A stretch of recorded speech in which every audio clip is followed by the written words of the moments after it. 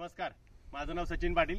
आज पुण्यापासून लोणावळ्याच्या जवळ 10 किलोमीटर असणारा हा राजमाची फोर्ट म्हणजेच श्रीवर्धन किल्ला व तसंच तुम्ही बघताय की मनोरंजनगड म्हणजे एकाच ठिकाणी हे दोन किल्ले आहेत आणि त्या बाजूला मुंबईचा हायवे।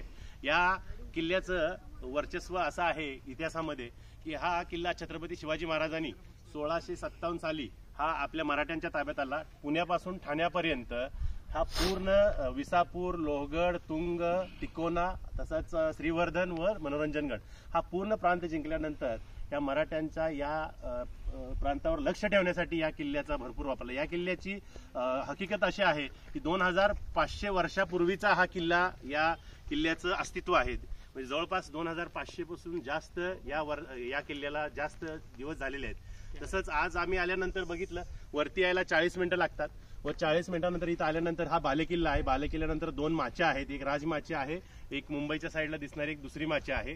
या किल्ल्याचं बांधकाम अजूनही चांगल्या सुस्थितीत दिसत आहे।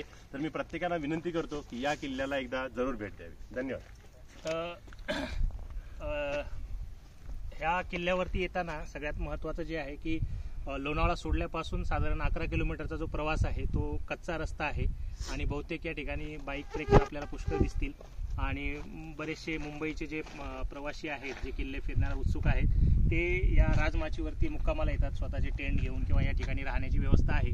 तर रविवारी पुष्कळशी गर्दी आहे या किल्ल्यावरती आणि जसं आता उल्लेख केल्याप्रमाणे 2500 वर्षापूर्वीचा किल्ला समोर आपल्याला इथे लेण्या दिसत आहेत समोरच्या डोंगरामध्ये आणि अतिशय जुना हा किल्ला आहे ज्याचं नाव आहे श्रीवर्धनगड आणि इथून एकाच दिवसामध्ये आपण श्रीवर्धन किल्ला आणि मनोरंजन किल्ला हे दोन्ही किल्ले बघू शकतो।